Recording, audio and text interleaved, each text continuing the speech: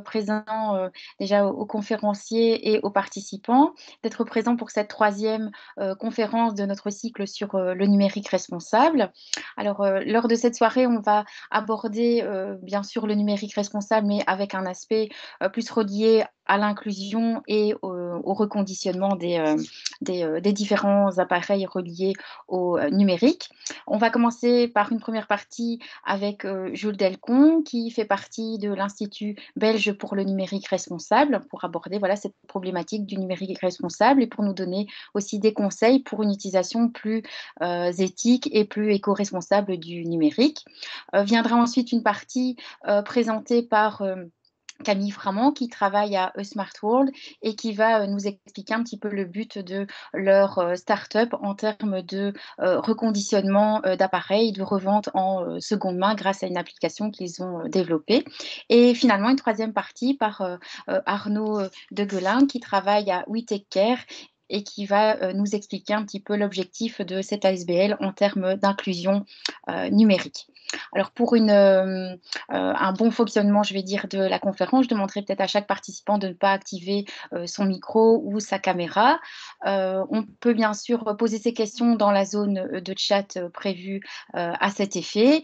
Ainsi, les intervenants voilà, répondent aux questions au meilleur moment qu'ils jugent au sein de leur présentation ou dans les différentes parties prévues pour les questions-réponses. Et vous pouvez bien sûr aussi poser oralement vos questions à ce moment-là. Donc voilà, je cède la parole sans plus attendre à nos chers conférenciers. Bonne soirée à tous.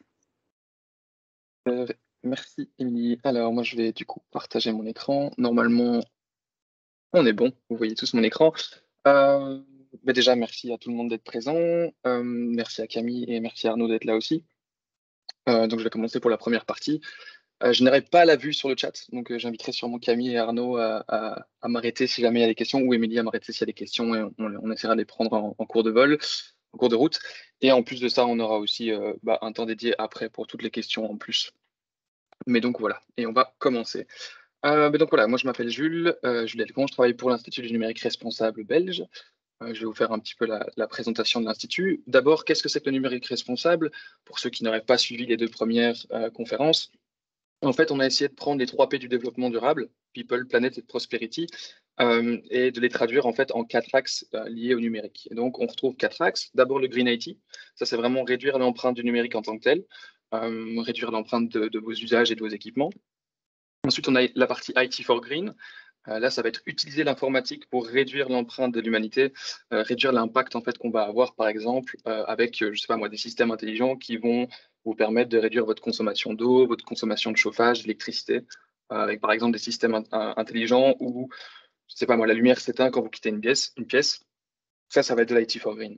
Ensuite, on a tous les aspects humains et on va se concentrer là-dessus aujourd'hui. On a tout ce qui est IT for Human, donc mettre l'informatique au service de l'humain avec, par exemple, de la télémédecine, des services numériques, des services publics numériques. Jeudi et vendredi, d'accord. Et Taxon Web, mercredi et jeudi, d'accord. Merci pour le micro, s'il vous plaît. Merci, on continue. Et ensuite, donc IT for Human, donc c'est vraiment mettre l'informatique au service de l'humain. Et puis Human IT, faire en sorte qu'en fait, le numérique soit éthique, accessible et inclusif. Et donc, c'est vraiment là-dessus qu'on va se concentrer aujourd'hui. Je vais un petit peu parler d'accessibilité principalement, et puis on aura du coup Arnaud et Camille qui vont pouvoir nous parler d'inclusivité, tant sur les aspects de formation que sur les aspects d'accès en fait aux outils, etc. Au niveau de l'Institut, donc en fait, nous, entre guillemets, on est la sœur, on est la cousine entre guillemets d'un institut français qui a vu le jour en 2018. Et en fait, la France est déjà un peu plus mature sur le sujet. Il y a du Green IT en fait en France depuis 2014. Ils ont créé l'Institut en France en 2018. On vient de fêter nos 1 an en octobre pour l'Institut belge et alors on a un Institut suisse qui fêtera bientôt sa première bougie normalement en février. Donc c'est une communauté qui grandit. Aujourd'hui en Belgique on a 41 membres, donc vous allez avoir un petit peu de tout. La Croix-Rouge par exemple, donc des organisations, des services publics de la ville de Bruxelles par exemple, comme Bruxelles Formation, Bruxelles Environnement, des grandes entreprises, on a aussi la STIB, et puis des institutions d'enseignement, des unités d'enseignement comme l'UCL, l'ULB ou l'EFEC. Donc vraiment, la porte est ouverte à tout le monde et on essaie vraiment de construire une communauté en Belgique. Au niveau du sommaire de la présentation aujourd'hui, donc on va faire un bref rappel sur l'empreinte environnementale du numérique et des équipements et des usages. On va essayer d'être bref. Si le sujet vous intéresse, il est possible de revoir les 2 premières conférences. Ensuite, on va regarder tous les impacts sociétaux du numérique. On va se concentrer du coup sur les bonnes pratiques ou les aspects d'accessibilité et de bien-être numérique. Et puis après, je ferai un bref rappel des bonnes pratiques, comme ça on fait une petite synthèse avant de passer aux aspects concernant l'inclusivité. Le numérique, c'est quoi? C'est d'abord des impacts environnementaux. C'est une industrie en fait qui pollue. On va utiliser beaucoup de ressources, beaucoup d'énergie. Et en plus de ça, on va créer des déchets. Pour vous donner une petite idée, on va par exemple avoir dans un smartphone plus de 70 éléments du tableau périodique des éléments de Mendeleïev, pardon. Donc on va avoir de l'or, du cobalt, etc., des terres rares et des métaux. Toutes ces ressources, il faut aller les extraire. C'était le sujet de la première conférence avec Johan Jans. Là encore, on vous invite à éventuellement la consulter si ce n'est pas le cas. C'est une industrie qui pollue, comme je le disais, en termes d'émissions de gaz à effet de serre. On va principalement se concentrer sur le CO2 en termes de réchauffement climatique. On est à 4%, 3 à 5%, mais environ 4% des gaz à effet de serre mondiaux. Donc 1/25e de l'empreinte carbone de l'homme serait due à l'informatique. Et donc, il y a vraiment une voie d'action. Et en plus, ça augmente plus vite que dans les autres secteurs. Tout simplement parce que l'homme se digitalise énormément. Et puis, on crée des déchets. On crée toujours plus de déchets, on achète des smartphones qui deviennent éventuellement obsolètes 2, 3, 4 ans plus tard et qu'on jette à la poubelle. On va vivre jusqu'à 60, 70, 80 et plus. On a malheureusement des smartphones qui ont une durée, ou même des PC qui ont une durée de vie très courte. L'iPhone, on est à l'iPhone 13 en 14 ans. Et donc, c'est un cycle qui va un peu trop vite. Il y a aussi des aspects sociaux à l'extraction, à la fabrication, à l'utilisation et à la fin de vie. Encore une fois, je vous renvoie vers les conférences précédentes pour tout ce qui est extraction, fabrication et fin de vie également. Mais par contre, pour l'utilisation, ça va vraiment être le focus d'aujourd'hui. Pour faire le lien un petit peu avec les objectifs de développement durable, donc définis par les Nations Unies, vraiment les 17 axes pour essayer d'agir pour un monde meilleur, le numérique, on va le retrouver dans plusieurs aspects. On va aller par exemple sur tout ce qui est déchets électroniques et la pollution du sol et des eaux. Au niveau de l'éducation, par exemple, au niveau de l'ODD 1 corps 5 et 8, donc je pense que c'est l'égalité des sexes et aussi travail décent, on va avoir des aspects d'éducation, d'égalité et d'inclusion. On va aussi jouer sur l'utilisation des ressources naturelles. Il y a aussi du travail des enfants, du travail forcé au niveau de l'extraction. C'est un problème qui existe. Et puis forcément, on veut lutter contre le réchauffement climatique et lutter contre le trafic des déchets électroniques. Un bref rappel, comme je le disais, on est à 4% des gaz à effet de serre mondiaux au niveau du numérique. Donc on se trouve plus ou moins presque en 2022 du coup à 4%. On pourrait en fait arriver à 8% d'ici 2025 si on ne change pas forcément de cap. Il faut aussi dire qu'environ 10% de la consommation électrique mondiale finale, c'est le numérique.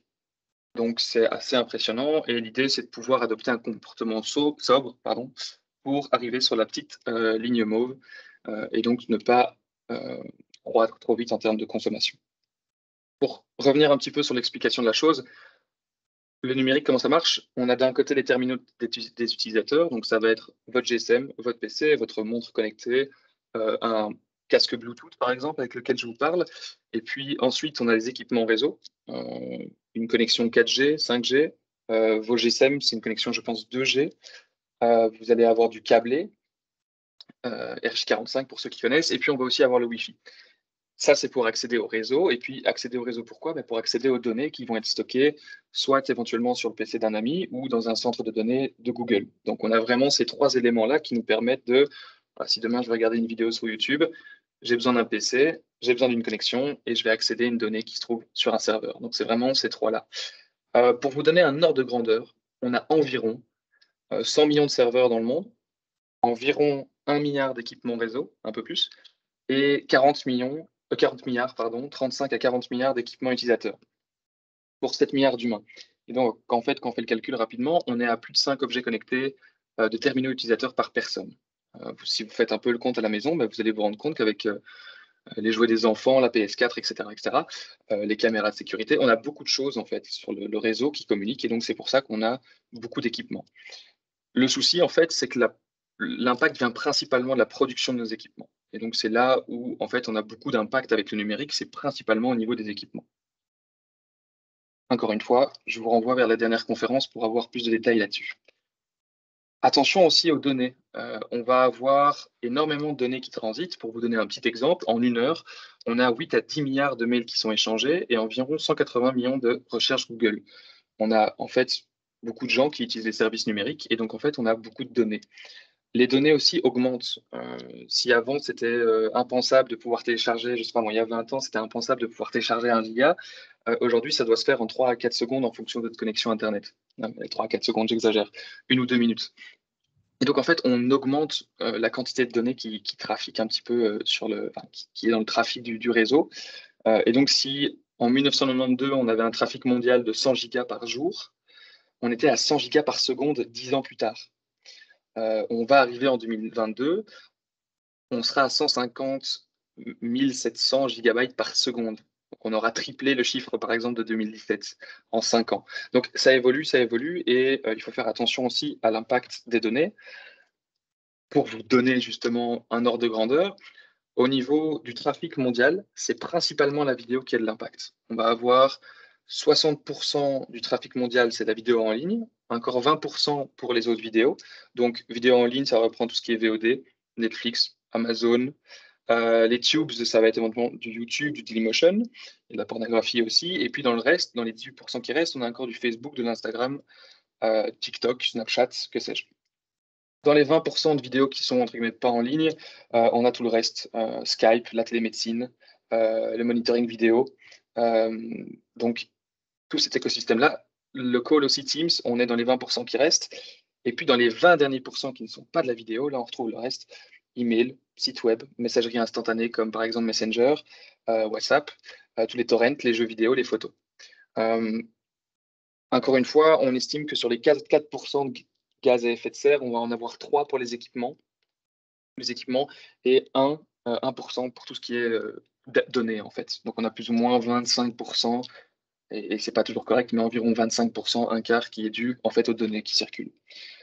Pour vous donner toujours un ordre de grandeur, mais c'est toujours un ordre de grandeur, donc ça va prendre avec des pincettes, on estime que rien que les 60% de vidéos en ligne, en 2018, ça représentait 306 millions de tonnes de CO2. C'est un chiffre qui vient du Shift.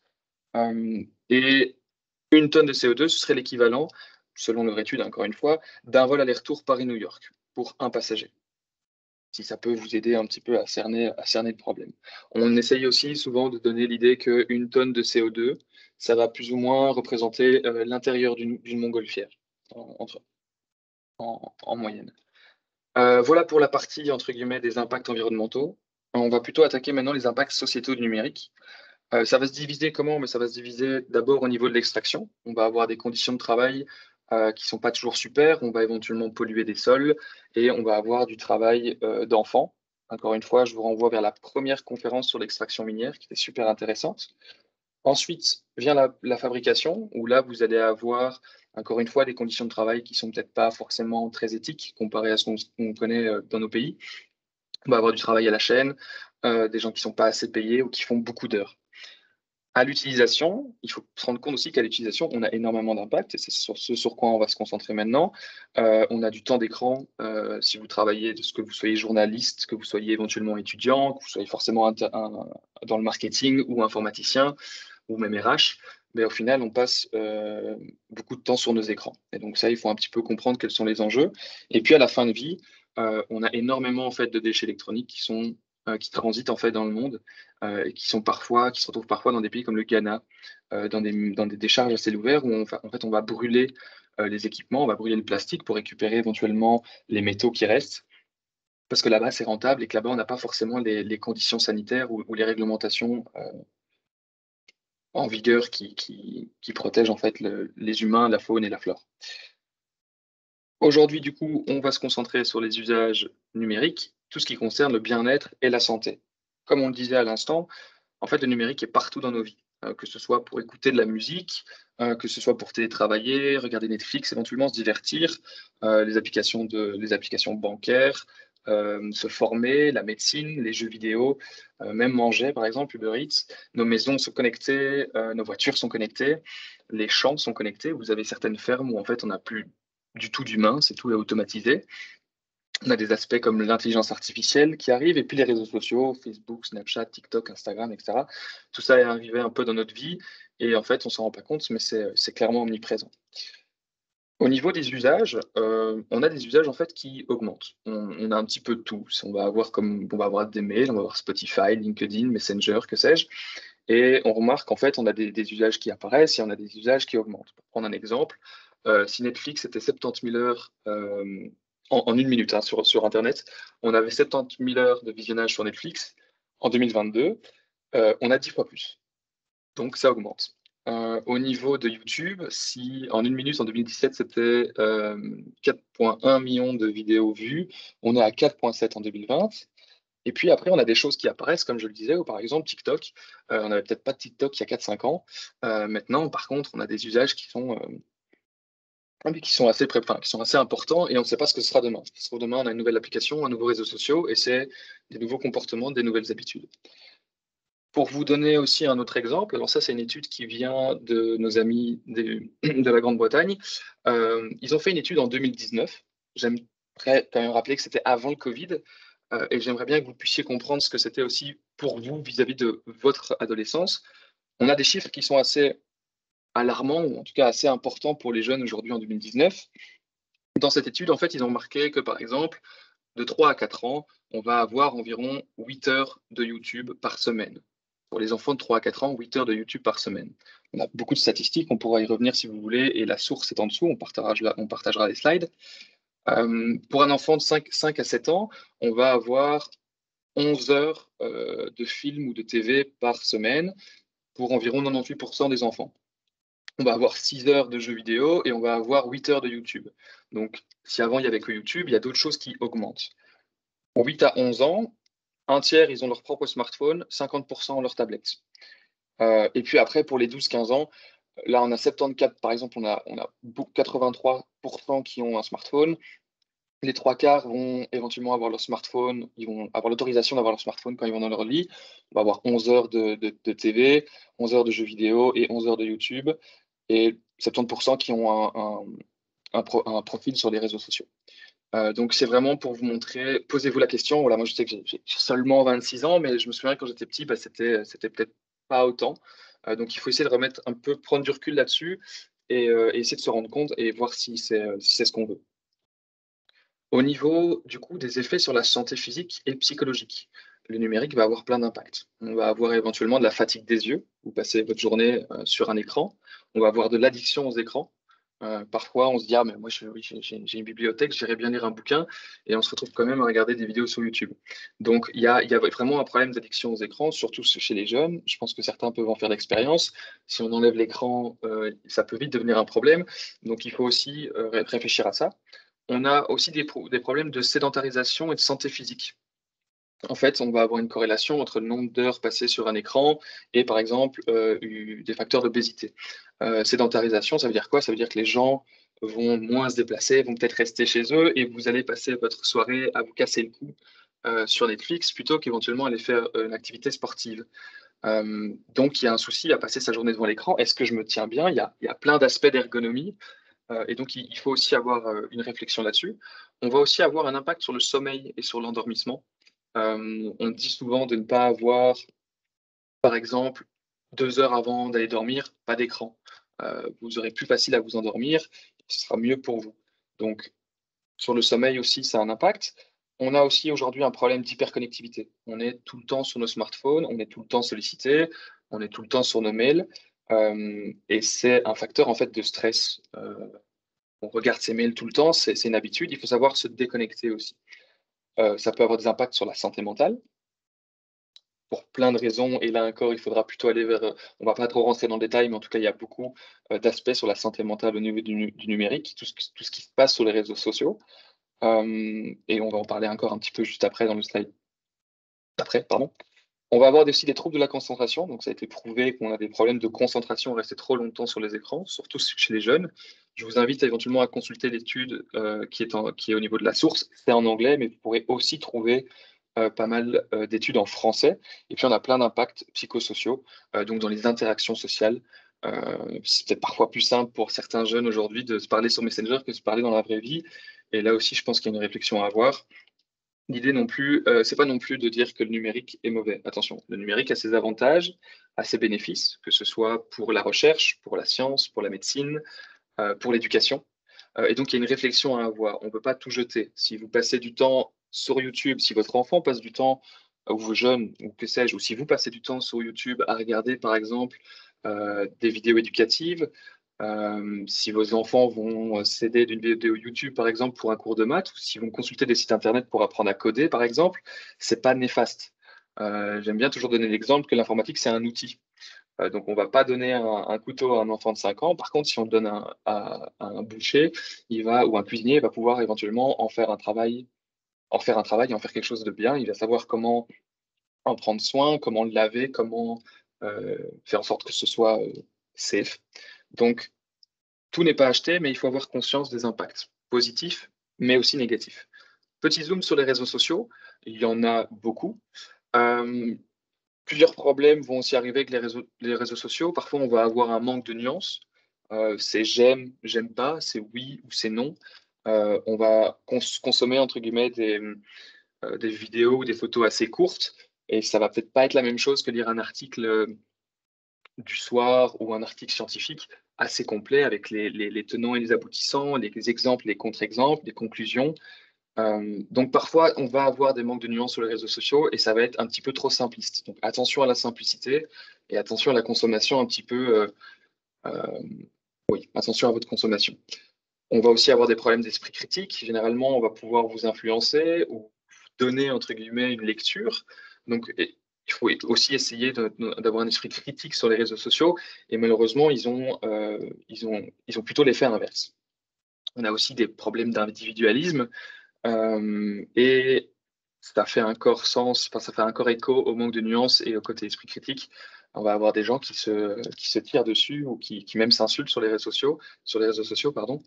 Et donc, il faut faire attention qu'on ne soit pas toujours dans notre mode de pensée. Il faut savoir être ouvert d'esprit. Euh, les réseaux sociaux vont aussi jouer sur l'accaparement du temps et de l'attention.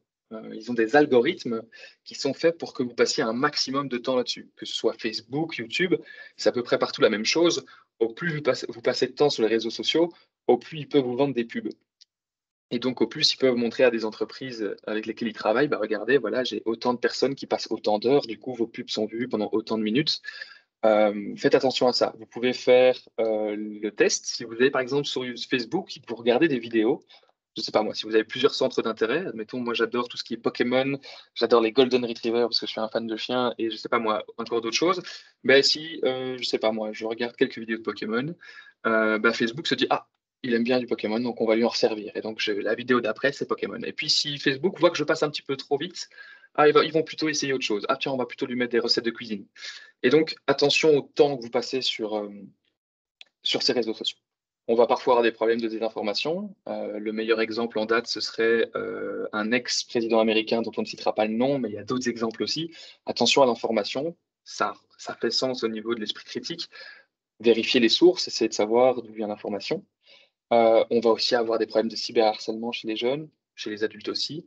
Au niveau des interactions sociales, il y a aussi des enjeux. On pourrait rentrer plus dans des sujets psychologiques, mais on ne va pas aller trop loin. Et puis, ce que l'étude dit aussi, c'est qu'en fait, il y a une corrélation positive entre les réseaux sociaux et le stress et la dépression. Donc, il y a une preuve scientifique que au plus vous passez du temps sur les réseaux sociaux, au plus vous avez des risques d'augmenter votre niveau de stress et votre niveau de dépression. Stress, par exemple, on en parlait juste avant avec le fait que par exemple, l'hyperconnectivité, ça peut être une source de stress. Il y a aussi les questions d'éthique. Qu'est-ce qu'on fait de vos données? Qu'est-ce qui est fait d'utilisation de vos données? Il y a des entreprises qui récoltent des données, pourquoi elles le font? Ces entreprises font éventuellement des choix de conception. Donc, quand elles vont faire un produit, elles vont réfléchir éventuellement à ce qu'elles vont en faire. Et il y aura souvent un aspect économique qui peut potentiellement prendre le pas sur des aspects de santé et des aspects de bien-être. Donc attention à ça aussi. Dans le marketing et dans la psychologie du consommateur, on va avoir aussi beaucoup de sciences qui sont faites pour vous vendre quelque chose. Donc, vous allez avoir du greenwashing, vous allez avoir des problèmes de perception et des biais cognitifs. On va prendre un exemple. Votre cerveau va souvent analyser ce qui se passe sans même que vous vous rendiez compte. Tout ce qui se passe, entre guillemets, en arrière-plan, avec les jeux de couleurs, avec les formes, votre cerveau va interpréter tout ça. Par exemple, vous n'avez sûrement jamais été aux États-Unis de votre vie, mais si on vous téléporte aux États-Unis et que vous vous retrouvez sur un carrefour, vous allez voir un feu de signalisation, une route, et votre cerveau sait plus ou moins où il est, parce qu'il a un vécu, il a une compréhension des choses. Et puis après, on va rentrer dans des biais de perception. Par exemple, si je vous mets une pub et que je vous mets une personne avec un t-shirt bleu, même si vous n'êtes pas sûr que ce soit un garçon ou une fille, vous allez plutôt penser que c'est un garçon. Si je vous mets un bel arbre avec du vert partout, vous allez sûrement vous dire que ce que je vous vends, c'est sûrement un produit vert. Là encore, il y a une psychologie qui se passe derrière, et donc il y a une éthique, il y a vraiment une réflexion à avoir sur ce qu'on propose au niveau du numérique. On pourrait aller encore plus loin dans les questions d'éthique avec l'intelligence artificielle, et là on touche à des sujets qui sont un peu plus complexes, mais sur lesquels certaines personnes se penchent aujourd'hui. Ça, c'était pour la question du bien-être. Pour la question de l'accessibilité, attention qu'on n'est pas tous égaux.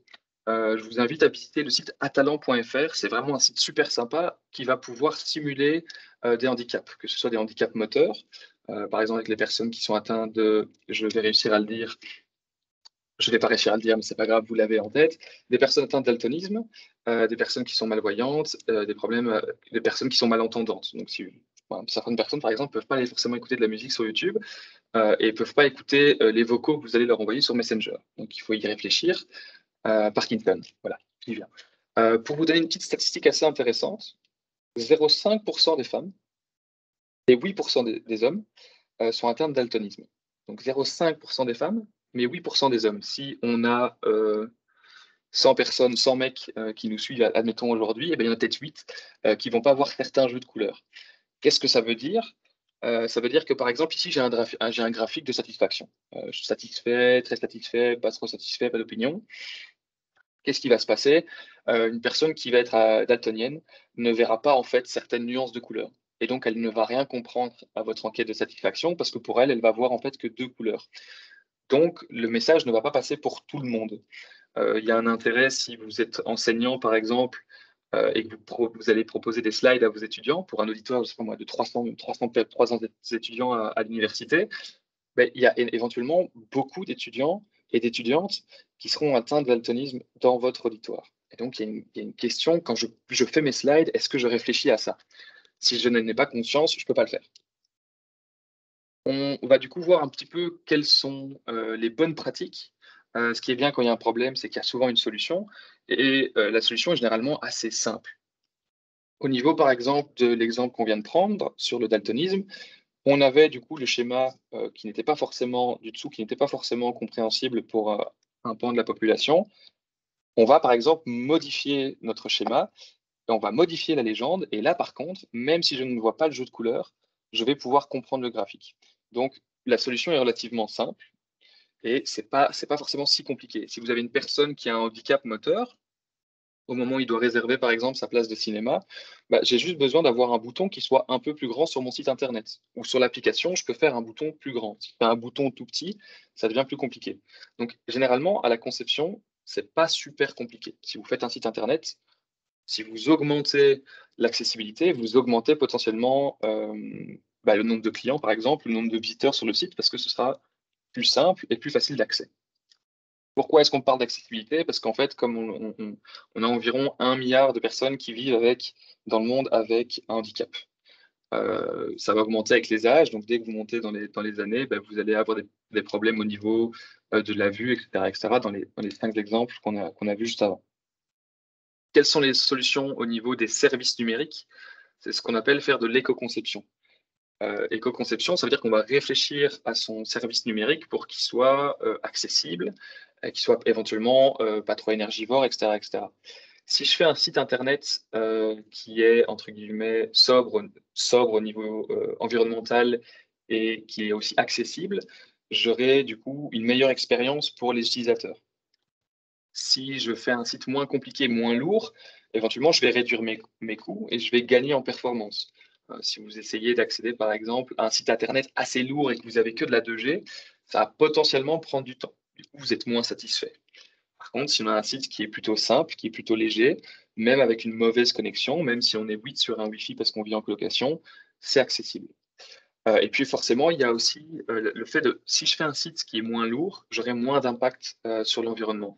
Là, je vous invite à aller revoir la deuxième conférence.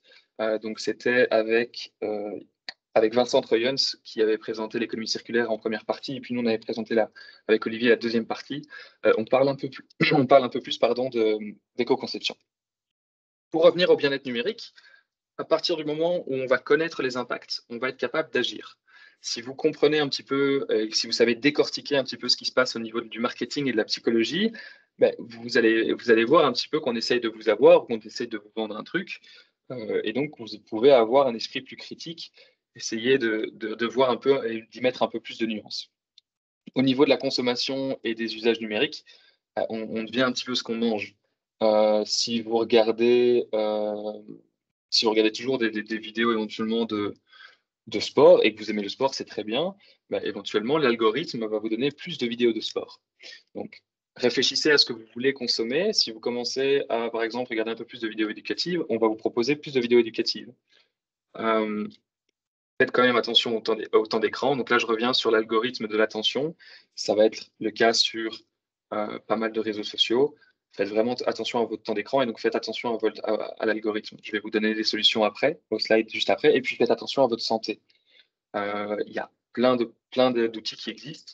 Encore une fois, le slide d'après, où vous pouvez gérer votre santé physique. Et la santé mentale, ça va plus être à vous de faire la part des choses, mais au moins d'avoir conscience qu'il y a des impacts négatifs aussi avec le numérique. Quelques solutions simples. Pour ceux qui connaissent ce logo, c'est du coup l'application de bien-être numérique qui maintenant est obligatoire sur tous les smartphones. Pour ceux qui ne la connaissent pas, vous allez tout simplement sur votre GSM, que ce soit Apple ou que ce soit Android, c'est obligatoire.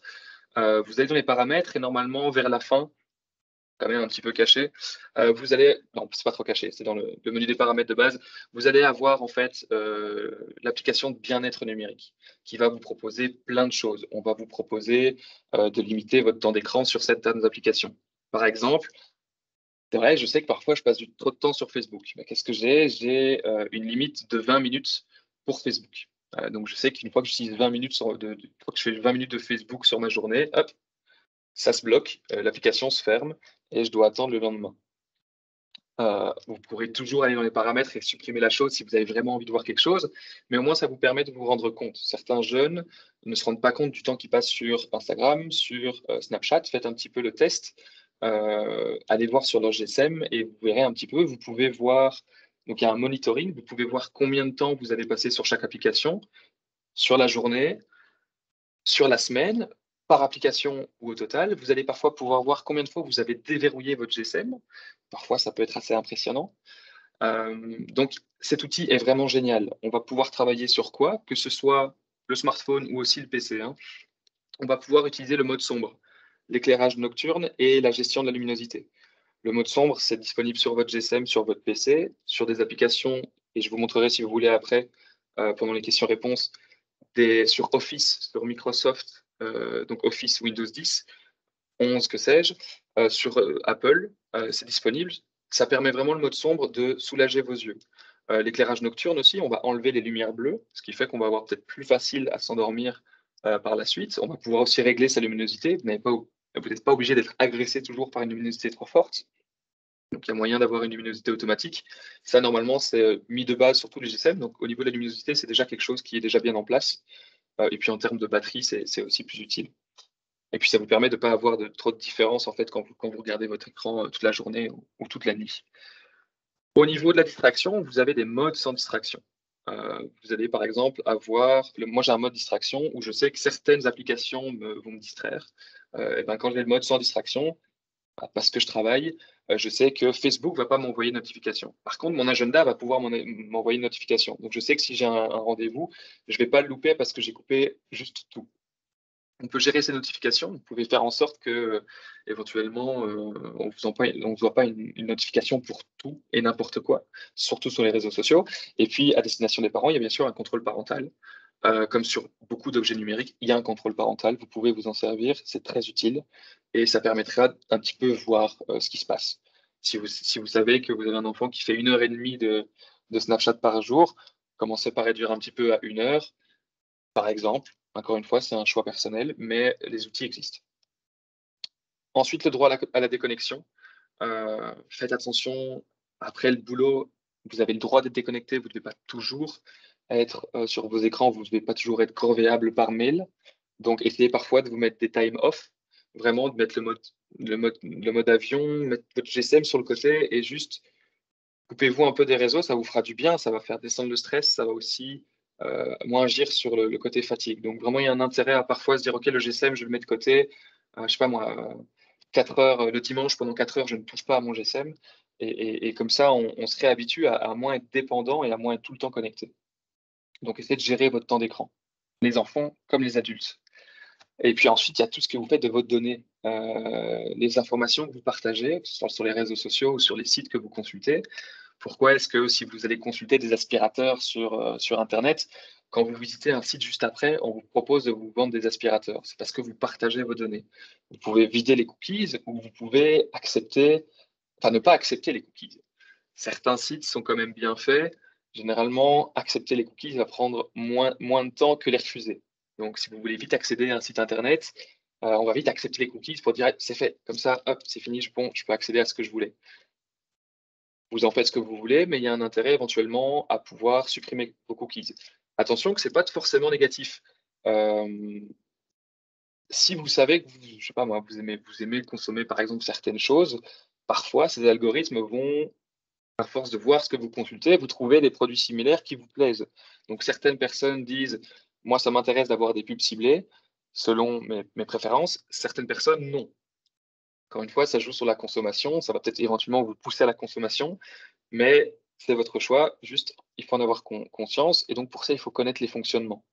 Euh, on parle de connaître les fonctionnements aussi pour les aspects de sécurité. Si je parle de bien-être, on parle aussi du fait de ne pas, par exemple, se faire piquer des données, ne pas avoir de problème de se faire piquer un compte Facebook. On va inclure ça là-dedans. Euh, pour vous donner un petit exemple, une des choses qui est sympa à faire, si vous recevez un fichier que vous ne connaissez pas, regardez l'extension. Une image, ça va être .jpg, .png, une vidéo, .mp4, .avi. Donc, si je reçois une image par mail et que l'image elle s'appelle image.exe, ça c'est plutôt un programme. Si vous attendiez à recevoir une image et que vous ouvrez un programme, ça peut peut-être être un virus. Donc, l'information est disponible, l'informatique ça reste un outil.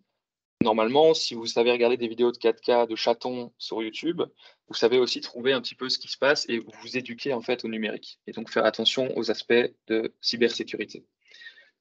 Voilà un petit peu pour le bien-être. Donc on va faire un bref rappel des bonnes pratiques.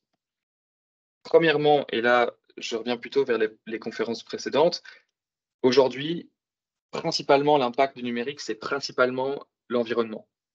Si on veut réussir à diminuer l'impact de l'homme au niveau environnemental, il faut se concentrer sur les équipements. Faites attention au nombre d'appareils que vous avez, essayez de limiter le nombre d'appareils, essayez d'augmenter leur durée de vie. Si vous avez un GSM, essayez de le tenir le plus longtemps possible. Donc, du coup, protégez-le, essayez de le réparer, essayez de le reconditionner. Si vous réparez juste l'écran, on a juste réparé l'écran. On a juste eu besoin de changer l'écran. On n'a pas eu besoin de reconstruire tout un nouvel appareil juste pour changer l'écran. Parfois, ça va être plus avantageux d'acheter un GSM à 400, 500 euros qu'on va tenir 5-6 ans que d'en acheter un à 200 euros qu'on va tenir 1 an. Pourquoi? Parce qu'une fois que je l'achète à 200 euros, il en vaut peut-être 150. Une fois que j'ai cassé l'écran, ça coûte 80 euros pour changer l'écran. Pourquoi je n'en rachète pas un nouveau? Donc, il y a souvent une phrase qui dit que je n'ai pas les moyens de consommer de mauvaise qualité. Acheter de bonne qualité, ça va souvent être on va pouvoir le garder plus longtemps. Donc, il y a aussi une réflexion à faire là-dessus. Essayez de débrancher les appareils non utilisés. Essayez d'utiliser les chargeurs d'origine.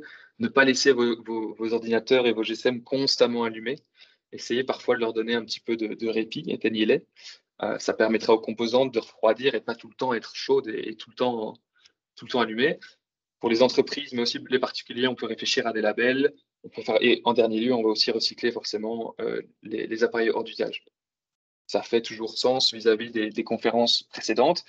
Pour revenir aux usages, naviguer de façon responsable, naviguer de façon sécurisée, essayer de limiter la production, la consommation et le transfert de données, principalement au niveau du streaming. On l'a vu au tout début de l'intervention, enfin de ce que je disais, c'est principalement la vidéo, donc on peut limiter la définition, le streaming et puis le temps où on regarde des vidéos. Il y a, encore une fois, on va jouer sur des aspects de psychologie et de bien-être. Quand j'étais petit, je pouvais jouer qu'une demi-heure aux jeux vidéo. Après une demi-heure, c'était fini. Donc mon demi-heure, ma demi-heure, j'en profitais. Et puis à un moment, j'étais plus âgé et il n'y avait pas de limite de temps. Donc les premiers jours, je me souviens que je jouais beaucoup, 3-4 heures. Et puis, en fait, si vous continuez sur cette pente-là, vous allez vous rendre compte que, bah oui, en fait, si je peux jouer tout le temps, le plaisir marginal, entre guillemets, diminue. C'est-à-dire que ouais, la première journée où je vais jouer 8 heures, je vais adorer. Mais la deuxième, je vais me dire, je m'ennuie un petit peu. Si vous êtes en congé maladie et que vous avez Netflix, vous allez regarder toute une journée de Netflix. Peut-être que ça va vous faire plaisir. Faire 2 semaines que de Netflix, vous n'allez pas forcément aimer. Donc, il y a un intérêt à se limiter pour, entre guillemets, apprécier ce qu'on a. C'est un peu philosophique, je sais, mais se limiter, ce sera parfois du bien-être. Faites attention aux mails, faites attention du coup à votre temps d'écran et au bien-être numérique. Je répondrai à toutes vos questions, je pourrais vous envoyer des liens. On va pouvoir utiliser le mode sombre, utiliser le mode économie d'énergie et attention que vos usages vont impacter vos équipements. Si j'utilise moins souvent mon GSM, je réduis mon temps d'écran et j'augmente mon bien-être. Je diminue mon stress, je diminue ma fatigue. Par contre, si je diminue aussi mon temps d'écran, ça veut dire que j'utilise peut-être moins souvent mon GSM. Et donc, au lieu de le recharger tous les jours, peut-être que je le charge tous les 2 jours. Mais ce qui veut dire, c'est qu'en fait, je sollicite moins ma batterie, qui a un certain cycle de rechargement. Et donc, si j'utilise moins ma batterie, ben, peut-être que je ne dois pas changer mon GSM dans 2 ans parce que la batterie est morte. Mais donc, ça veut peut-être dire que je garde mon GSM plus longtemps. Et donc, il y a un espèce de cercle vertueux à avoir une vraie réflexion sur ce qu'on fait avec ces équipements et ce qu'on fait en termes d'usage. Protégez-vous, prenez un VPN, prenez un antivirus. Il y a des plugins qui existent, par exemple, pour le dark mode. HTTPS Everywhere, par exemple, c'est un plugin sur Chrome ou autre qui vous permet de faire en sorte que quand vous accédez à un site Internet, il vous donne une connexion sécurisée. C'est la différence entre HTTP et HTTPS. Comme ça, vous êtes sûr que, en règle générale, c'est quand même, c'est juste beaucoup plus safe, beaucoup plus sécurisé d'avoir un HTTPS que de ne pas en avoir. Pour les personnes qui nous suivent, il y a des bonnes pratiques au niveau individuel, mais il y a aussi des bonnes pratiques au niveau des métiers et des entreprises. Donc le numérique responsable, c'est un peu l'affaire de tous. Que vous soyez étudiant et donc futur employé, ou que vous soyez déjà employé, ou même dirigeant ou autre, le numérique responsable, ça va être l'affaire de tous. Que ce soit au niveau de la politique d'achat, on va acheter du matériel de bonne qualité, éventuellement responsable, éthique, qu'on va pouvoir garder longtemps. La comptabilité, on va réfléchir à la politique d'amortissement. Si je sais que l'impact du smartphone vient principalement de la production, si je peux mettre une période d'amortissement de 2 ans à 4 ans, j'ai un impact positif vraiment énorme. Au niveau de la RSE, forcément, donc tout ce qui est développement durable, il y a forcément un aspect, un coup à jouer. C'est la direction qui devra toujours donner un petit peu le tempo. Le département informatique va aussi faire office d'expertise technique. On vient de parler d'infrastructures numériques, de réseaux, etc. Les informaticiens sont plus à même de comprendre un petit peu tout ce qui se passe. Si un informaticien gère un parc informatique, toutes les mêmes machines, il va choisir par exemple des outils qui sont peut-être plus efficaces, plus accessibles. Il va vous mettre des favoris préenregistrés sur votre navigateur. Comme ça, au lieu de faire des requêtes Google, vous allez directement accéder au site et de la source que vous souhaitez, enfin, du site internet où vous voulez vous rendre.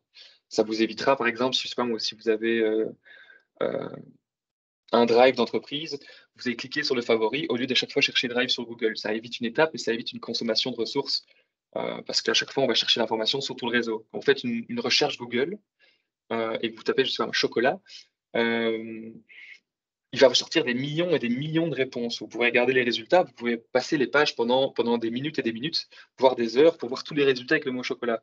Par contre, si vous allez à chaque fois en fait acheter du chocolat sur le site de Neos, mettez-le en favori. Euh, voilà, chocolat et bien-être, on en parlera. Recherche et développement, réfléchir à faire des produits qui sont conçus pour que ce soit accessible à tous, qui soient éventuellement pas trop, qui n'aient pas trop d'impact. Au niveau de la RH, donc des ressources humaines, veiller au bien-être numérique des employés, essayer de les former dans les formations en RH. Il y a sûrement pas mal de personnes ici qui ont eu des formations d'ergonomie. Tenez-vous bien droit éventuellement sur votre ordinateur. Regardez, faites en sorte que votre écran soit à la hauteur de vos yeux.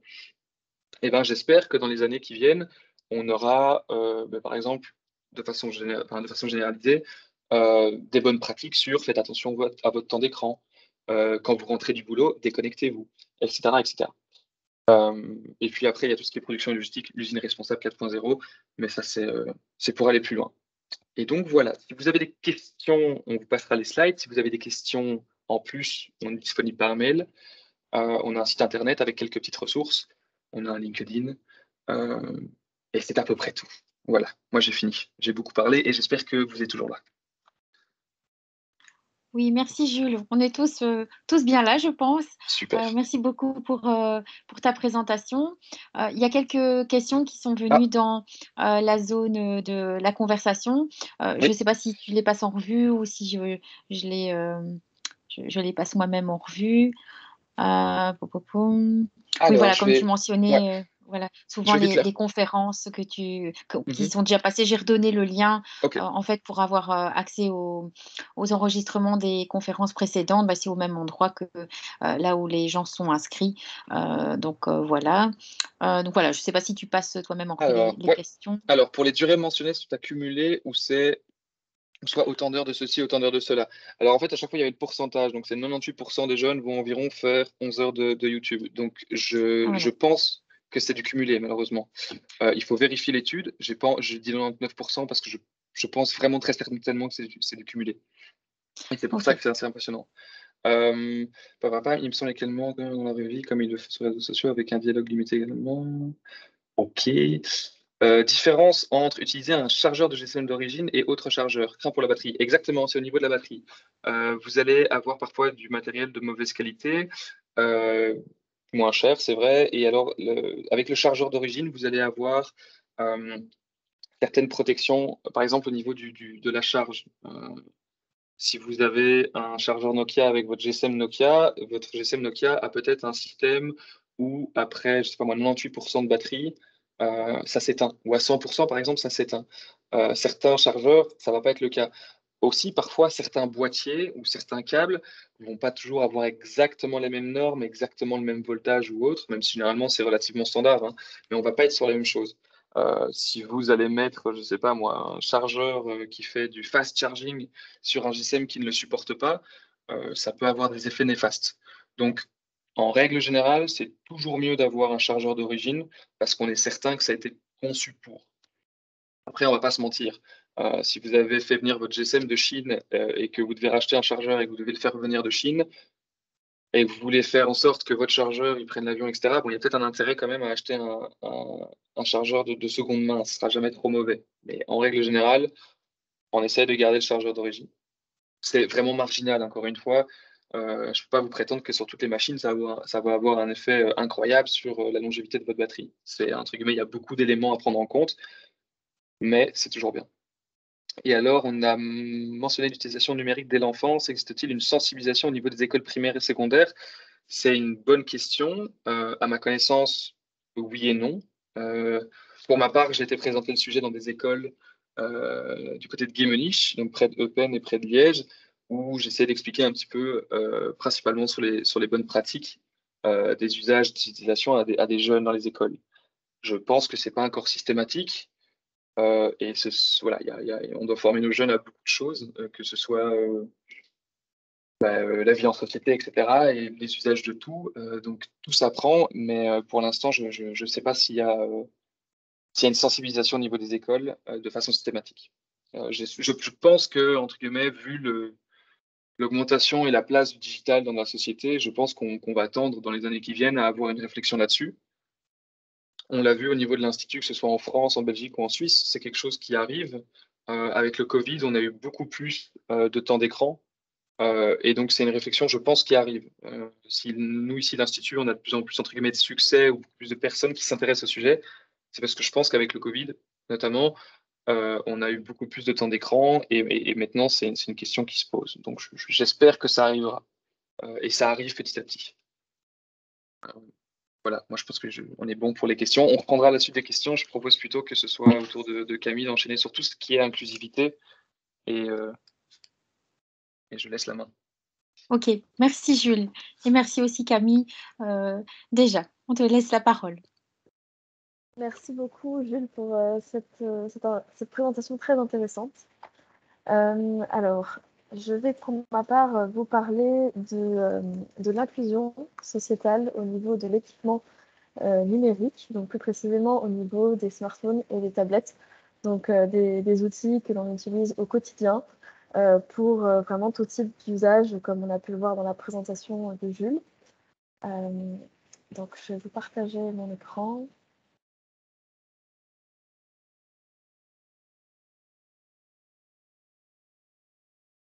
Est-ce que vous voyez bien mon écran? Ok, parfait. Oui. Ça marche, merci. Alors, tout d'abord, pour vous présenter un petit peu la Fondation pour l'inclusion digitale, qu'est-ce que c'est et qu'est-ce que l'on fait dans cette fondation. Donc, pour vous donner un petit peu l'histoire de la création de cette fondation, elle a été créée par l'entreprise eSmartWorld. Chez eSmartWorld, en fait, ce que l'on fait, c'est que l'on collecte les anciens smartphones et tablettes pour ensuite les reconditionner et les remettre en circulation. On a une mission sociétale où on distribue les appareils que l'on reconditionne à un réseau d'associations en Belgique. Et on a également un aspect commercial où on revend en fait les appareils que l'on reconditionne dans les limites de l'Union européenne pour rester dans les logiques du circuit court, avec un traitement local, le plus local possible, avec une collecte en Belgique, traitement en Belgique. Tout ça pour créer de la valeur localement avec ces anciens appareils du quotidien. Donc pour la collecte, on va s'adresser par exemple à des entreprises, puisque ce sont des organisations qui sont plus à même d'avoir un certain volume, mais on peut aussi vous proposer de vous racheter votre ancien GSM. Donc pour ça, vous pouvez toujours vous adresser à nous. Soit vous souhaitez en fait tout simplement nous le vendre, soit vous pouvez également nous le donner.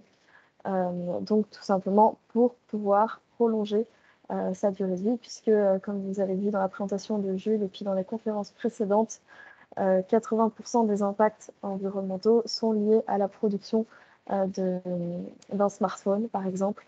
Donc il est primordial pour limiter ces impacts environnementaux négatifs d'essayer de prolonger au maximum la durée de vie, que ça passe par la réparation ou alors par un reconditionnement si vous ne souhaitez plus réutiliser votre appareil. Voilà, donc ça c'était pour introduire eSmartWorld. Maintenant, la Fondation pour l'inclusion digitale, comment est-ce qu'elle est née finalement? En fait, au moment du premier confinement, donc en mars 2020, on s'est dit qu'il fallait que l'on fasse quelque chose, particulièrement pour les personnes âgées qui se retrouvaient dans les maisons de repos et qui ne pouvaient plus du tout recevoir de la visite de leurs proches. Là, on s'est dit, on avait envie de faire une action pour eux. Et donc, on a distribué 300 smartphones dans 120 maisons de repos en Belgique. Ça a permis à ces personnes, on a installé notamment WhatsApp sur ces téléphones, et ça a permis à ces personnes de pouvoir tout simplement appeler leurs proches en visio, par vidéo, et ça a pu en fait tout simplement leur permettre de garder contact avec leurs proches.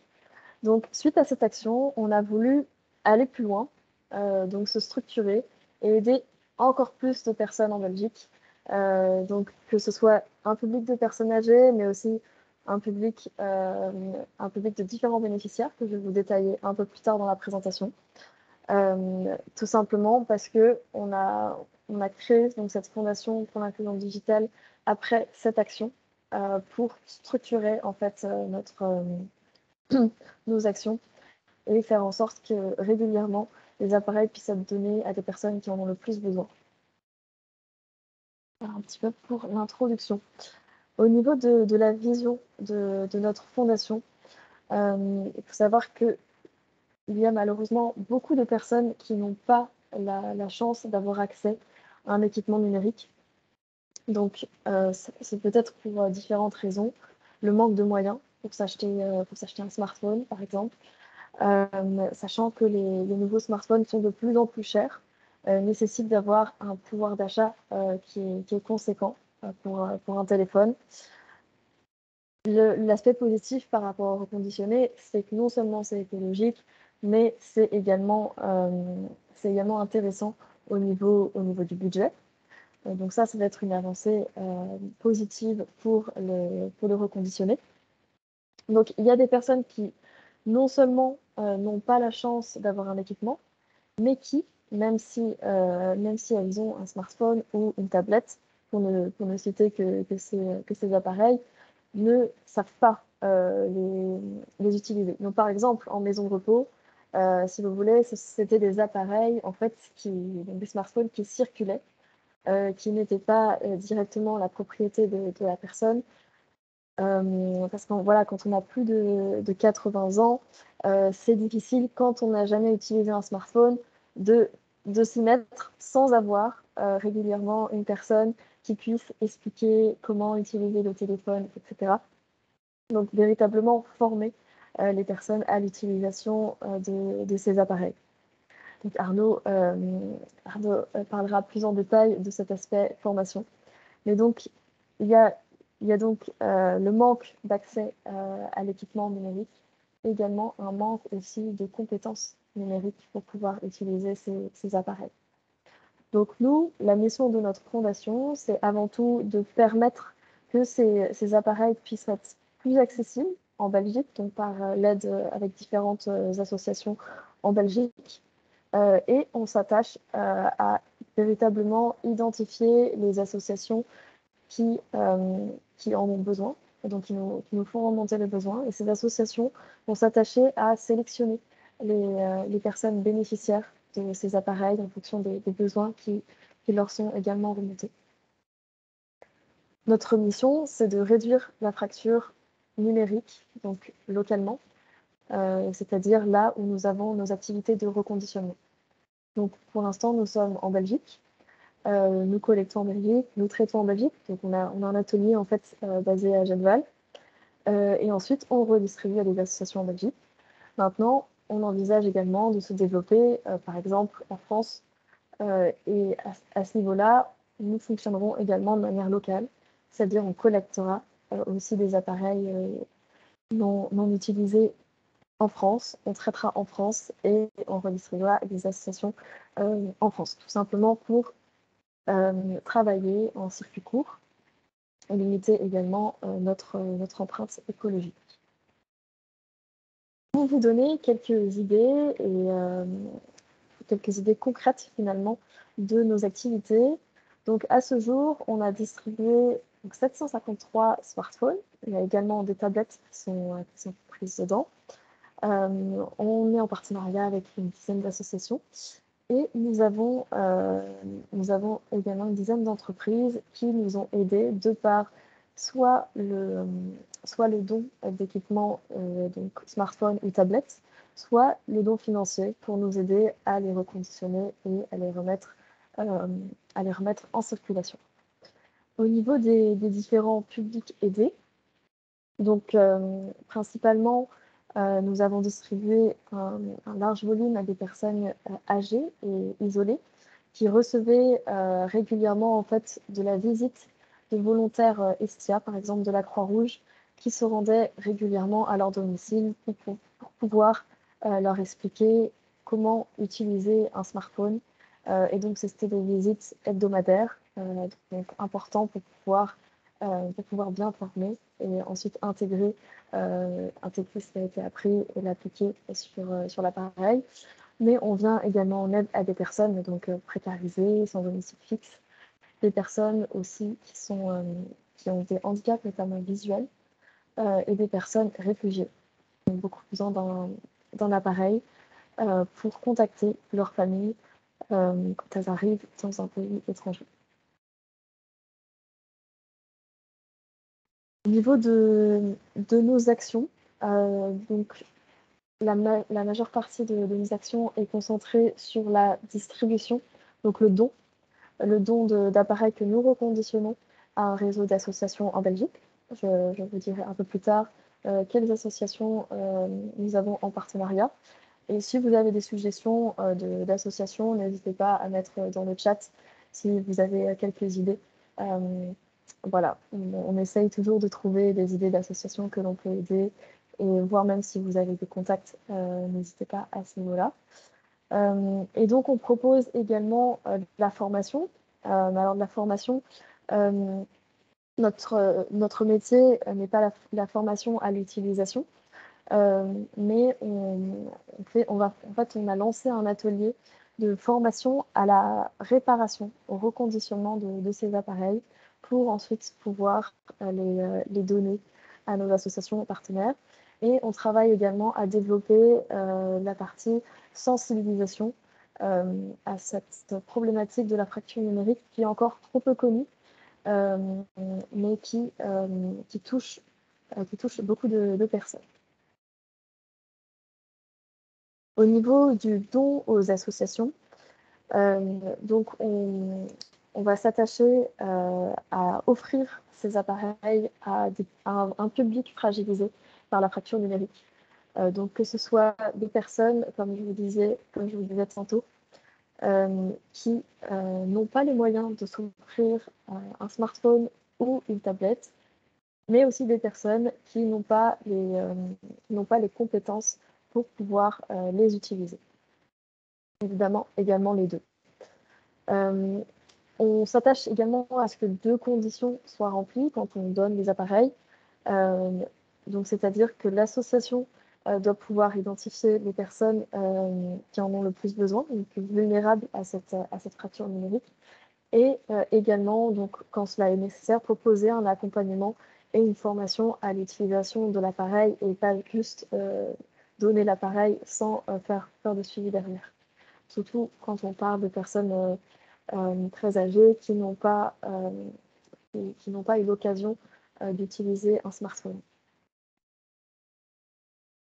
Au niveau de nos partenaires, alors on travaille avec la Croix-Rouge de Belgique, notamment avec le réseau des bénévoles Estia, qui vient faire de l'accompagnement à domicile de ces personnes et qui en profitent pour les former à l'utilisation des appareils qu'on leur a donnés.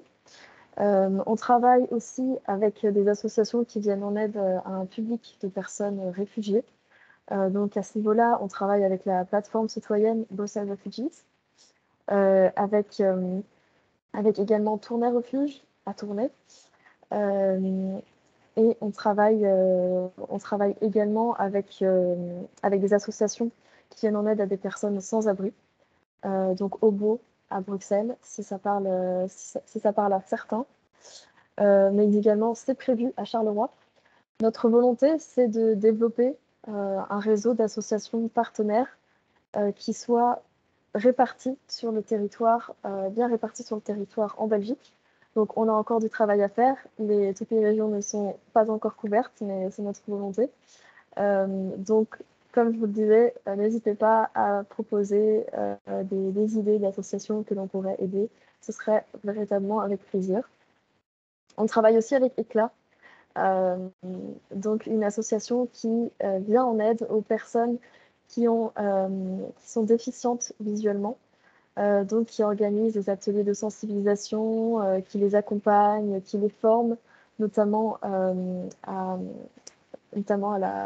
l'utilisation des outils numériques aux nouvelles technologies. Donc voilà pour nos partenaires. Au niveau de la partie formation, donc on va lancer donc dès le début 2022 une formation pour les jeunes femmes au métier de reconditionnement de smartphones et de tablettes. Donc ceci sera réalisé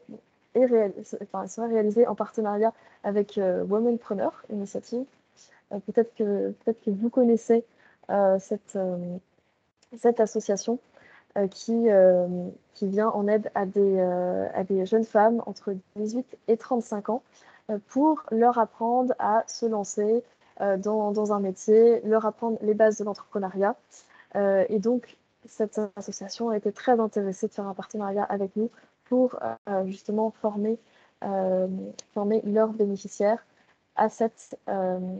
au reconditionnement en fait, de smartphones et de tablettes. Donc ça peut être, malheureusement, avec certains clichés que l'on a et ce que l'on observe même dans notre atelier, il n'y a que des garçons qui y travaillent. Et donc, cette formation pourra justement un peu casser les clichés, dire voilà, nous aussi, on a des femmes réparatrices de téléphone dans notre atelier. Donc, voilà pour la partie formation. C'est une formation qui va durer 4 mois. Et donc, à la fin, un certificat sera décerné à ces jeunes femmes et potentiellement aussi une proposition de stage ou d'emploi dans notre structure. Au niveau de la sensibilisation, donc on travaille sur un projet avec ECLA, donc l'association qui vient en aide aux personnes aveugles et malvoyantes.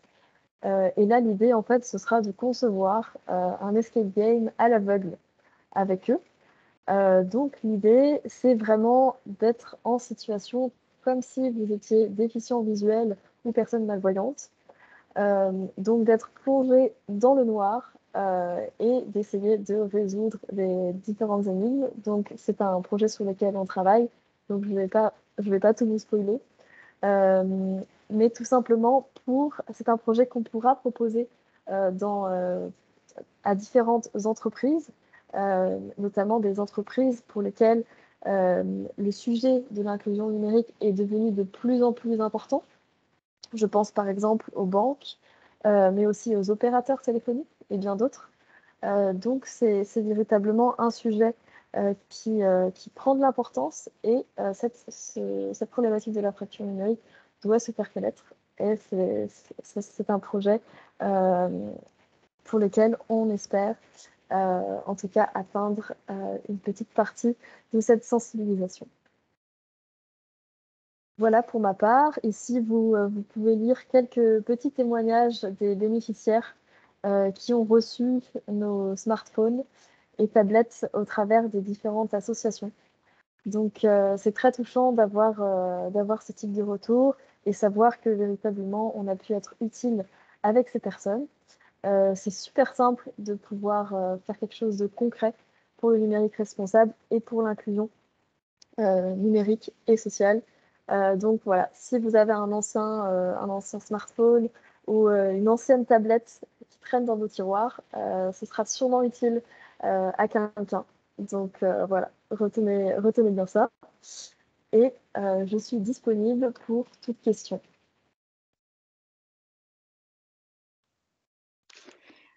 Merci Camille pour ton intervention, tes explications. Je trouve que c'était vraiment très motivant de t'écouter voilà, expliquer ce que vous aviez comme objectif, ce que vous arrivez à réaliser, tout le public que vous arrivez à aider. Je trouvais vraiment ça très passionnant et on a envie de vous dire merci pour ce que vous faites ainsi pour différents publics en difficulté, que ce soit voilà, des personnes âgées dans des maisons de repos, des personnes à la rue, des réfugiés. Je trouve que c'est vraiment quelque chose de très chouette.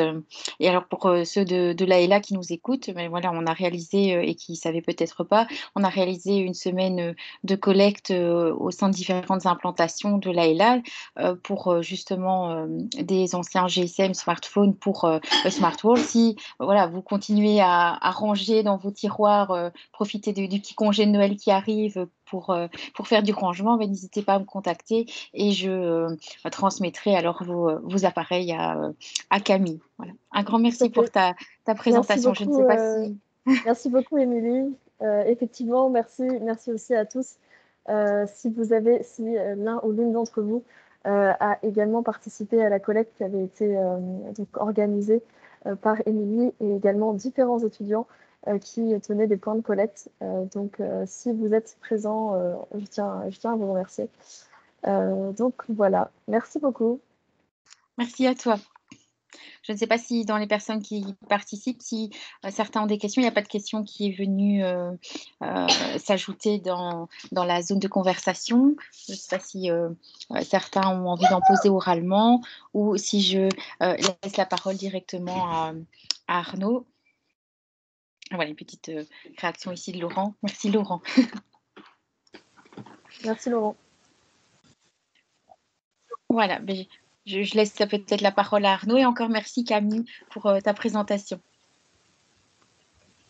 Oui, merci beaucoup Camille et merci beaucoup Jules. Je trouve que l'enchaînement des conférenciers a su une très bonne logique avec le contexte. D'ailleurs, je trouve ça très intéressant ce qui a été dit sur le lien entre la santé et le numérique. Et il y a pas mal de bons conseils que je vais m'empresser d'appliquer dès demain pour voir ce soir avec la limitation du temps d'écran. Donc merci beaucoup. Mais Camille a dit en fait ce que moi je vais expliquer est assez complémentaire. Je vais partager mon écran. J'ai fait aussi une petite présentation. Alors, est-ce que vous voyez mon écran? Titita. Pas encore pour l'instant. Pas encore. Alors, more actions.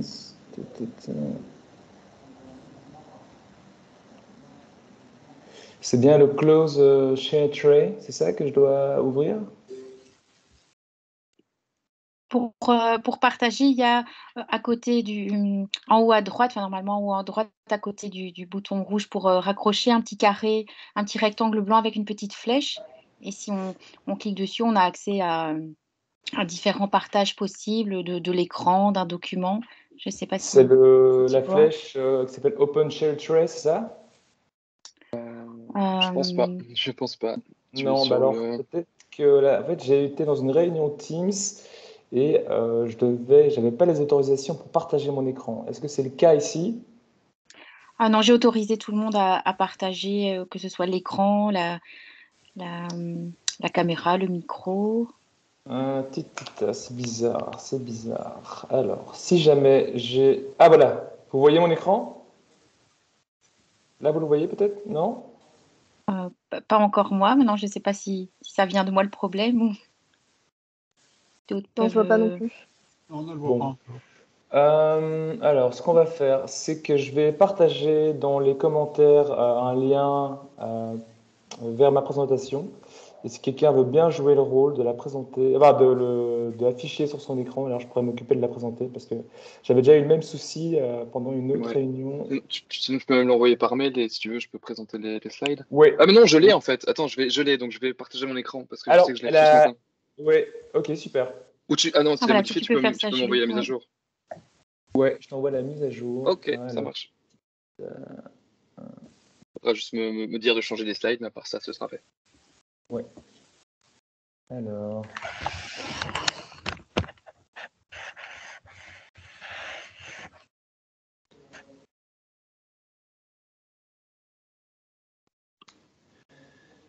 Ta-ta-ta.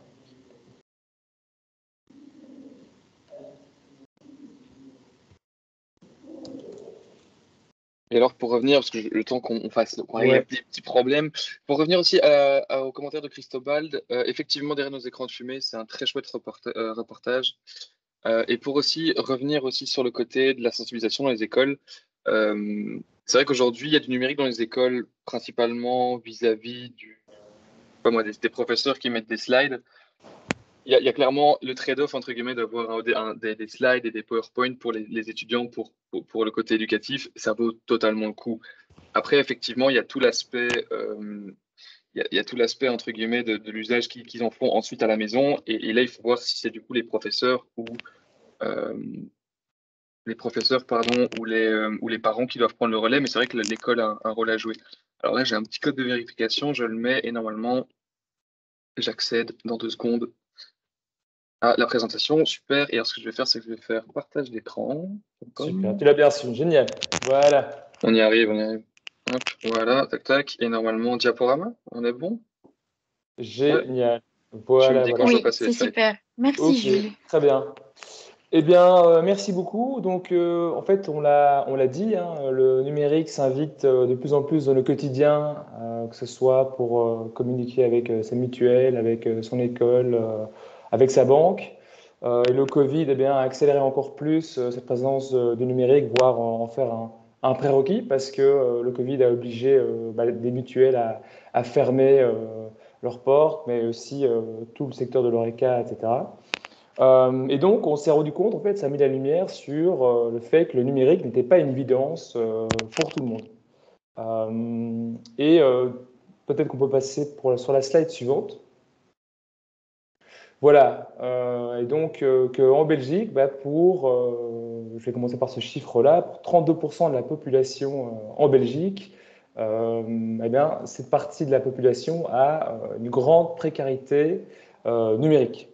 Ça veut dire quoi? Ça veut dire qu'ils ont soit un problème, une fracture au niveau de la connexion, donc qui n'ont pas de connexion Internet ou qui n'ont pas de matériel pour se connecter, alors, comme il l'avait bien évoqué, soit ils ont une connexion, ils ont du matériel, mais ils n'ont pas les compétences pour l'utiliser. Alors ça peut aller de compétences numériques de base, donc des capacités à utiliser un clavier et une souris. Alors pour nous, ça peut paraître une évidence, mais pour certains publics, ça ne l'est pas du tout. Ce n'est pas uniquement les seniors, je vais l'évoquer par la suite, mais ça peut être aussi des personnes entre 20 et 30 ans, mais qui, pour des raisons culturelles ou financières, n'ont pas eu l'opportunité de se familiariser avec un ordinateur. Alors, qu'est-ce que font ces publics? Je vais expliquer aussi par après. Eh bien, ils se tournent vers leurs proches ou alors vers des bénévoles ou alors des assistants sociaux ou des structures sociales qu'ils connaissent et en qui ils ont confiance pour avoir de l'aide. Et enfin, eh bien, le problème, c'est qu'en fait, ces aidants, c'est ce qu'on appelle les acteurs de première ligne qui sont en contact avec ces publics. Le souci, c'est que ces acteurs, en fait, ils ne sont pas équipés, ils sont face à une nouvelle demande, un nouveau métier. Et ça, c'est notre enjeu, en fait, pour faciliter l'accélération, faciliter en fait l'inclusion numérique dans nos sociétés, c'est de mettre en capacité tous ces acteurs sociaux. Alors, si on passe sur la slide suivante, on va voir un peu dans le détail ces publics qui sont éloignés du numérique. Qui sont-ils? Donc voilà, pour la Belgique, je l'ai dit, 32%, c'est quand même un chiffre assez impressionnant pour toute la Belgique, des Belges qui sont en difficulté avec le numérique. Dans ce chiffre-là, il y a 8% qui n'ont pas de connexion Internet. Alors, quand on dit connexion Internet, ça inclut aussi le matériel pour se connecter, que ce soit une tablette, un ordinateur ou alors un portable. Et il y a aussi 22% de la population donc, qui a des compétences numériques de base, mais qui se trouve dans une situation de précarité, on va dire, faible, et qui a besoin d'un coup de pouce. Ça veut dire qu'ils sont capables d'envoyer un mail, ils sont capables d'utiliser un ordinateur pour un usage récréatif ou alors pour un usage un peu plus complexe, comme se connecter pour entrer en contact avec l'administration, le service communal. Mais ils ont besoin d'un coup de pouce pour certains services. Alors, ça peut être un coup de pouce pour les services bancaires. Je peux te donner l'exemple de mes parents, par exemple, que j'ai aidé un peu plus tard qu'il y a 2 semaines, qui, pour pouvoir télécharger leur COVID Safety Kit, devaient télécharger XMe. Alors, c'est peut-être une situation que vous avez rencontrée chez vous, de votre côté. Eh bien, voilà, ils se retrouvaient dans une situation où mes parents savent utiliser plus ou moins dans leur quotidien Internet et le numérique, mais ça a bloqué pour le service It's Me et pour télécharger le Covid Certificate. Alors, quel est le réflexe qu'ils ont eu? Eh bien, ils ont la chance d'avoir voilà, un fils qui s'y connaît un peu en numérique et qui a pu les aider à télécharger l'application. Maintenant, il y a des personnes qui sont dans une situation d'isolement ou alors qui ont des proches mais qui se retrouvent dans la même situation qu'eux, qui ne savent pas utiliser le numérique. Que font ces publics-là?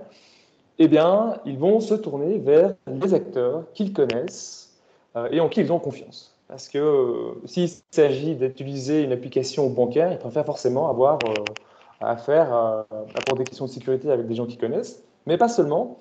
Ces publics-là, eh bien, ils ont un certain nombre de freins. On a parlé de la difficulté d'accès, le manque de compétences, et aussi énormément de freins psychologiques.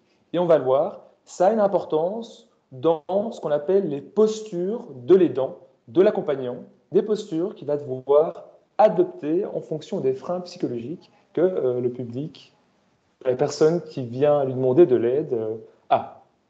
Alors, ça concerne qui cette précarité numérique? Ça concerne pas seulement des seniors, ça concerne aussi certains jeunes. On sait qu'on a l'image des jeunes qui savent facilement utiliser leur téléphone pour aller sur YouTube ou alors pour beaucoup d'usages récréatifs, Snapchat, euh, etc. Mais dès qu'il s'agit d'utiliser le numérique pour chercher un emploi, le numérique pour communiquer par mail avec leur école ou alors l'université, etc., eh bien, ce n'est pas forcément une évidence. Il y a aussi des chercheurs d'emploi qui sont malheureusement, qui vont cumuler plusieurs difficultés pour la réinsertion professionnelle.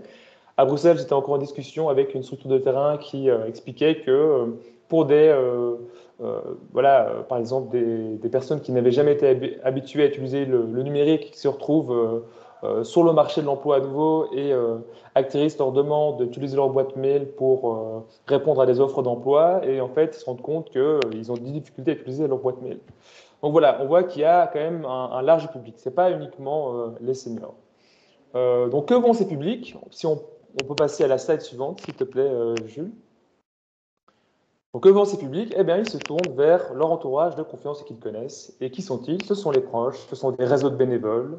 On a cité la Croix-Rouge, voilà, qui est un réseau de bénévoles qui s'adresse notamment aux seniors. Et aussi, les acteurs de première ligne, ce sont les acteurs sociaux, publics ou privés, que ce soit au sein d'un service communal, dans d'une association, ou alors ça peut être aussi dans une banque, dans une mutuelle, où ces gens vont demander, voilà, ils connaissent la personne qui les accompagne, qui les conseille, et ils ont besoin d'aide.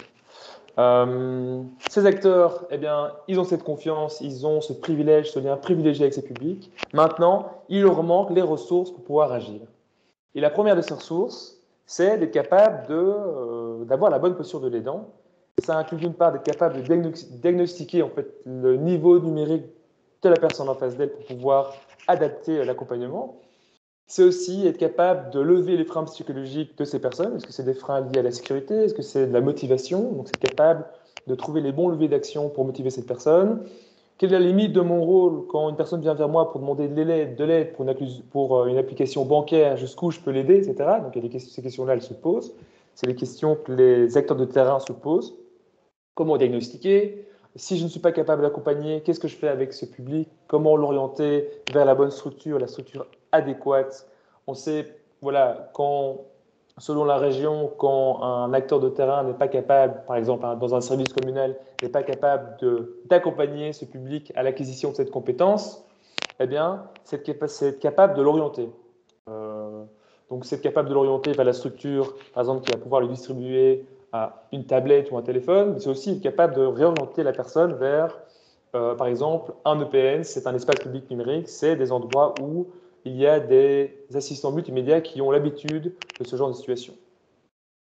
Alors voilà, donc WeTakeCare, en fait, tout l'objectif, c'est, pour faciliter l'inclusion numérique de tous ces publics, c'est le parti pris, en fait, de mettre en capacité tous ces acteurs de terrain. Et toutes les solutions que notre SBL va créer, WeTakeCare, c'est des solutions pour accroître, pour agrandir cette communauté d'aidants numériques, pour démultiplier tous ces acteurs de terrain qui vont faire de l'accompagnement numérique. C'est mettre en capacité tout ce monde social, en fait. Et dans la slide suivante, j'explique quelles sont ces solutions qu'on met en place. Si Jules, tu veux bien passer à la suivante. Voilà. Ah, voilà, exactement. Donc, une des solutions qu'on a mis en place, c'est la plateforme 1, 2, 3 digits. Donc, c'est une plateforme, vous pouvez le lire, c'est une plateforme qui est gratuite, en ligne, à la carte et collaborative. Et c'est une plateforme sur laquelle les acteurs de terrain peuvent se connecter, créer un compte gratuitement, et grâce à ça, elles rentrent dans un écosystème complet qui leur donne accès à un volet sensibilisation qui va leur aider à décrypter en fait ce que c'est l'inclusion numérique. J'ai parlé des postures de l'aidant, j'ai donné des chiffres, etc. Ensuite, c'est des contenus, des guides qui vont leur permettre de passer à l'action, de faciliter leur engagement. Et en fait, ensuite, c'est plutôt un outillage, c'est ce qu'on appelle le centre de ressources pédagogiques. Dans cette partie-là, on va retrouver un certain nombre de contenus en fait, qui vont permettre l'aidant d'accompagner, soit individuellement, soit en groupe, des personnes qui veulent acquérir des compétences de base. Par exemple, imaginons une association qui accompagne des seniors. Eh bien, l'accompagnant va pouvoir organiser un workshop avec ses seniors en organisant une session. Par exemple, on a créé un contenu sur It's Me, une session sur It's Me pour expliquer à ses seniors comment utiliser l'application It's Me. On a aussi créé des modules pédagogiques sur le bancaire à l'heure du numérique. C'est voilà, comment télécharger son application bancaire et comment faire des opérations bancaires de base avec son téléphone. Donc vous voyez, tout l'enjeu ici, c'est de mettre à disposition ces aidants des outils, des contenus qui vont les mettre en capacité d'accompagner ces publics-là. Alors, en plus de ça, il y a un gros enjeu, en fait, pour passer à l'action, d'animation et d'activation, en fait, de tous ces aidants. Et pour réussir à faire ça, donc, en plus de créer des outils, on organise des webinaires gratuits en ligne, on organise aussi des workshops virtuels auxquels peuvent s'inscrire ces aidants pour se sensibiliser à l'inclusion numérique et à la fracture numérique, et aussi être capable d'utiliser la plateforme 1, 2, 3 Digit. Si on passe à la slide suivante, je vais encore aller plus loin dans mon explication. Voilà. Donc là, la plateforme 1, 2, 3 Digit, pour donner un peu un contexte historique, elle existe en Belgique depuis 2 ans. Et donc, on est très content qu'elle rassemble pour le moment une communauté de 3200 utilisateurs. Alors ça, c'est un chiffre qui date de octobre. Aujourd'hui, on est à 3600 utilisateurs. Donc on voit qu'il y a vraiment une grosse demande du terrain, il y a une grosse croissance. D'ailleurs, ce qui est intéressant aussi à préciser, c'est qu'en fait, la plateforme, le point de départ, c'est les besoins des acteurs de terrain. Donc en permanence, on est connecté à eux, ils nous disent quels sont les sujets pour lesquels, quelles sont les thématiques pour lesquelles ils ont besoin de contenu, et donc on va créer des contenus adéquats. L'objectif de la plateforme, voilà, c'est dans un premier temps, c'est vraiment de stimuler, c'est de donner envie à ces acteurs de terrain, c'est dédramatiser en fait le métier d'aidant numérique en leur donnant tous les outils dont ils ont besoin, c'est leur aider à passer à l'action, transformer leur structure dans une structure d'accompagnement numérique si elles ont vocation à le devenir. Et enfin, c'est vraiment un volet d'accompagnement qui est global. On peut aller sur la slide suivante. Voilà. Alors, j'ai parlé des workshops. Donc, c'est bien de créer des outils, mais en plus de ça, on organise, alors ça a démarré pendant le Covid, on organise des workshops virtuels. Pour le moment, le catalogue de workshops, il se déroule en 2 étapes. Un premier workshop pour vraiment comprendre ce que c'est la précarité numérique, être capable de la diagnostiquer pour pouvoir orienter cette personne vers les bons contenus. Et un workshop 2 qui a plus vocation à vraiment expliquer la plateforme et toutes les ressources sur lesquelles ces aidants peuvent s'appuyer. Alors, nous, notre enjeu, c'est en permanence, c'est d'essayer d'élargir la thématique des contenus disponibles sur 1, 2, 3 Digit pour couvrir un maximum d'usages essentiels au quotidien qui sont dématérialisés. C'est pourquoi il y a toute cette logique d'animation et aussi, une fois que ces aidants sont passés à travers ces workshops, eh bien, on les met sur le terrain pendant minimum 3 semaines. Et après ça, il y a un temps d'échange qui est organisé avec le responsable pédagogique pour recueillir d'une part quelles ont été les situations rencontrées, quels ont été leurs besoins, etc.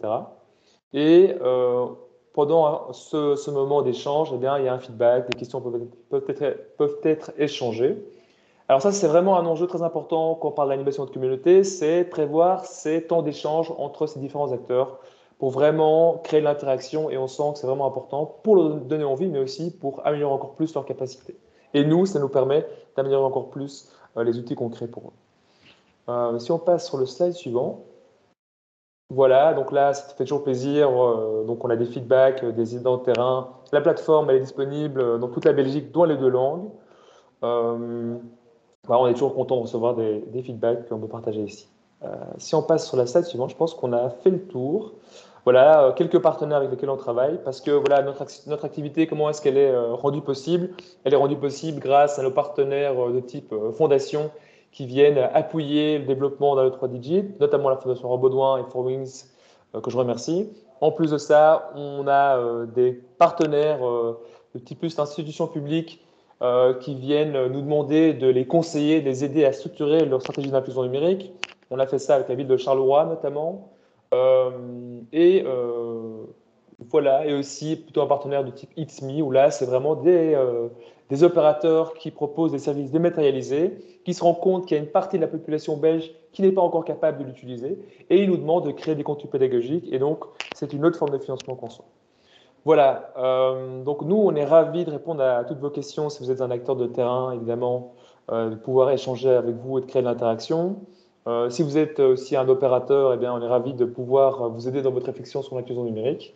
Et alors, ce qu'on a appris, parce que le projet est né en France il y a 5 ans, donc ils ont déjà beaucoup plus d'expérience, mais on est lié à eux, et ça permet de bénéficier de leur expérience. Qu'est-ce que j'allais dire Tita. Voilà, c'est ça. On remarque ce qui est vraiment important, et je crois que Camille l'a évoqué aussi, et vous l'avez compris, c'est que pour pouvoir accélérer un peu l'inclusion numérique, ça ne veut pas dire de pousser les gens vers une consommation du numérique, c'est pas du tout ça, c'est juste pour garantir l'accès à un certain nombre d'opportunités, parce que finalement le numérique, on se rend compte que ça facilite le quotidien, et ça devient aussi un prérequis. Le Covid l'a mis en évidence, mais pas seulement, parce qu'il y a de plus en plus de services sont dématérialisés. Et je crois que le but, pour pouvoir faire en sorte que voilà, toute cette partie de la population ne reste pas au bord de la route, c'est vraiment de capitaliser sur les forces de chacun et de pouvoir travailler ensemble. Et je pense que c'est la clé pour pouvoir faciliter l'inclusion de la société belge. Voilà, merci beaucoup. Merci Arnaud aussi pour ta présentation. C'était vraiment aussi très, très intéressant. Moi, j'avais une question. Voilà, tu mentionnes que ce sont les personnes voilà, pour devenir aidants qui travaillent dans des associations en première ligne. Mais finalement, est-ce que monsieur et madame tout le monde peut devenir aussi aidant voilà, si on imagine voilà, un petit village ou voilà, dans sa ville ou un lien avec les, la- les services communaux pour voilà, peut-être être une personne de référence si on sait sur place il y a des personnes en difficulté par rapport à ça. Voilà, est-ce qu'on peut aussi devenir à titre personnel, on va dire individuel, un aidant, assister à ces workshops, etc. Je ne sais pas comment ça se passe. Absolument, mais j'aime beaucoup cette question parce que c'est très important. C'est que, en fait, les outils que nous on développe, c'est vraiment pour, dans un laps de temps très rapide, permettre à un bénévole, à un proche ou à un aidant de pouvoir faire de l'accompagnement très facilement. C'est pourquoi tous les contenus qu'on crée sont vraiment très intuitifs, très ludiques et très faciles d'utilisation. Et c'est le but, et c'est quelque chose qu'on voit. Il y a une newsletter à laquelle n'importe qui voudrait s'intéresser à ce sujet peut s'inscrire. Et dans la newsletter, on envoie des liens vers des articles concrets, mais aussi vers les webinaires gratuits qu'on organise. Donc tout à fait. Et c'est l'enjeu, et c'est ce qui se passe déjà pour le moment, et on essaye vraiment de communiquer là-dessus pour encore plus amplifier cette démarche. Ok, merci. Je regarde dans la zone de conversation, il n'y avait pas d'autres questions qui étaient ajoutées. Je ne sais pas si parmi les participants, certains ont voilà, une réaction, une question sur la présentation ou sur celles peut-être qui ont précédé, sur la soirée. Alors, en attendant peut-être que les questions arrivent, vraiment encore un très grand merci à Jules, à Camille et à toi pour cette très, très chouette soirée. Voilà, j'ai donné un petit feedback à un collègue voilà, qui ne savait pas être présent. Je disais, on est, allez, et d'autres collègues sont ici aussi dans le domaine sciences et technologies. On a l'habitude voilà, d'être immergé dans le monde scientifique, technologique, et je trouvais que c'était très chouette d'avoir aussi, pour un même thème, un même sujet, qui est le numérique, de voir tout cet aspect aussi lié à l'inclusion, à l'aspect sociétal. C'est vraiment, c'était très chouette, une très chouette soirée. Voilà, et je vois aussi Laurent qui partage mon point de vue. Voilà, et je trouvais avec les deux autres soirées passées sur le sujet aussi que ça se complète très bien à chaque fois, que cette conférence complète très bien les deux précédentes, mais qu'au sein même de la soirée, à trois, vous complétiez aussi de manière très, très chouette. Vraiment, merci.